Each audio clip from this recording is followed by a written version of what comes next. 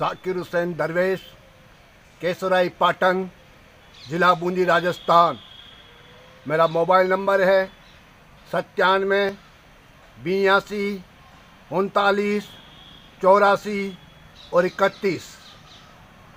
अब मैं हिंदुस्तान की जनता के सामने ये जाकिर दरवेश को सुनिए। आप लोगों ने कई अभिनेताओं को सुना है, कई नेताओं को सुन चुके हो। अब आपको एक जाकिर दरवेश क्या सुना रहा है। जहाँ खड़े रहिए और हमारी आवाज़ को सुनिए।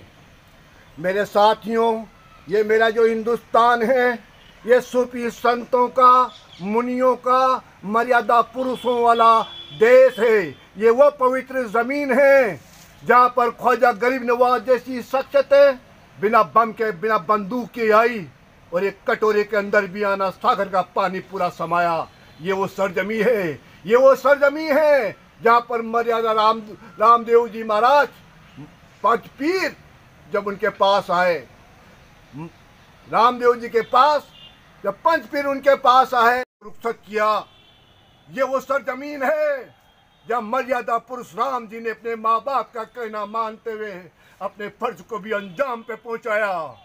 ये वो पवित्र सरजमीन है जहाँ पर कृष्ण जी ने अपनी आंखों के आंसुओं से गरीब सुदामा के भी पेड़ धोए हैं। ये वो सरजमीन, पवित्र जमीन है।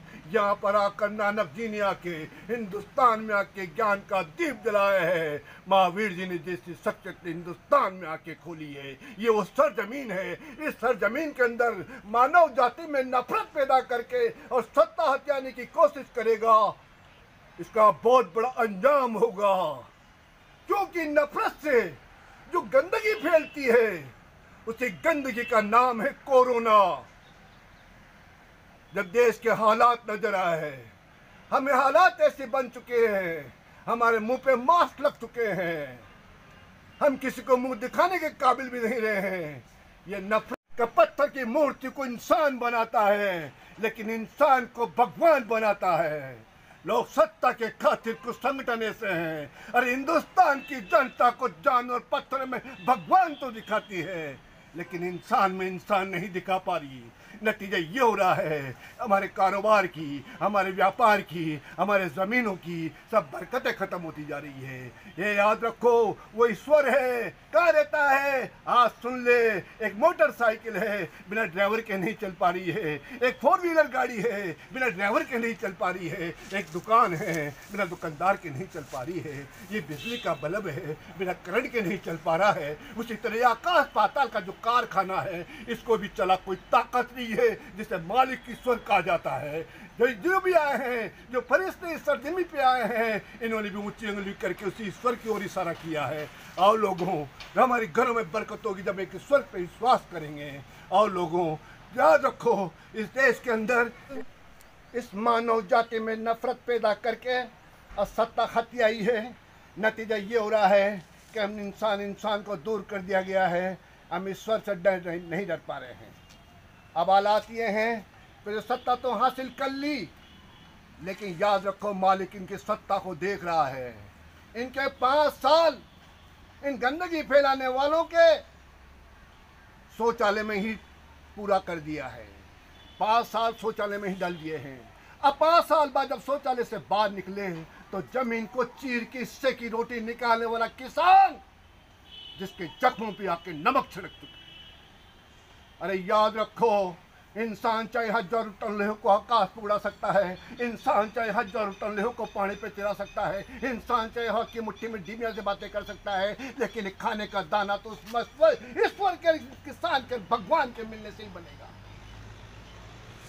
ए लोगों, इस हुकूमत में मैंने सोनिया जी का भी इंतजार देखा, उनकी हुकूमत का भी इंतजार देखा, उनका भी हुकूमत चलाना देखा। याद रखो, उनके पास ऐसा पीएम था जो कम बोलता था लेकिन काम ज़्यादा करता था। आई हमने पीएम देखा, ये ज़्यादा बोलते हैं, काम कुछ नहीं करते हैं। हालात देश के अंदर आप देख रहे हैं। दौलत मानव जाति का एक सुविधा का संतुलन है, जिसके साथ खिलवाड़ करता है वही सबसे बड़ा गद्दार है। ये दौलत। जाकिर हुसैन दरवेश, केसराई पाटन, ज़िला बूंदी, राजस्थान। मेरा मोबाइल नंबर है 97 82 39, 84 और 31। अब मैं हिंदुस्तान की जनता के सामने ये जाकिर दरवेश को सुनिए। आप लोगों ने कई अभिनेताओं को सुना है, कई नेताओं को सुन चुके हो। अब आपको एक जाकिर दरवेश क्या सुना रहा है। जहाँ खड़े रहिए और हमारी आवाज़ को सुनिए।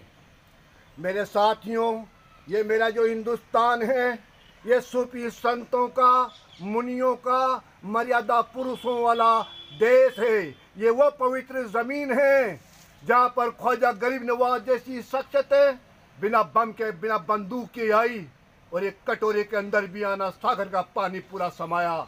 ये वो सरजमी है, ये वो सरजमी है जहाँ पर मर्यादा रामदेव जी महाराज, 5 पीर जब उनके पास आए, रामदेव जी के पास जब 5 पीर उनके पास आए, धर्म के नाम से, मस्जिद के नाम से मानव जाति में नफरत फैलाकर जिस सत्ता बैठी हुई है, याद रखो, मैं इस सत्ता को इस मसले का समापन करने के लिए आया हूँ।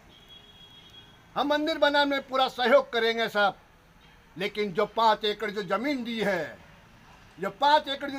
है, जो सुप्रीम कोर्ट ने 5 एकड़ जमीन दी, इस जमीन के ऊपर एक कैंसर हॉस्पिटल तैयार किया जाएगा और हॉस्पिटल में आने वालों के लिए एक छोटी मस्जिद बना दी जाएगी और उस हॉस्पिटल पे लिखा जाएगा हिन्नल्लाहु मा साबरीन, अल्लाह सब्र करने वालों के साथ है। और ये मसले का यहीं खत्म कीजिए।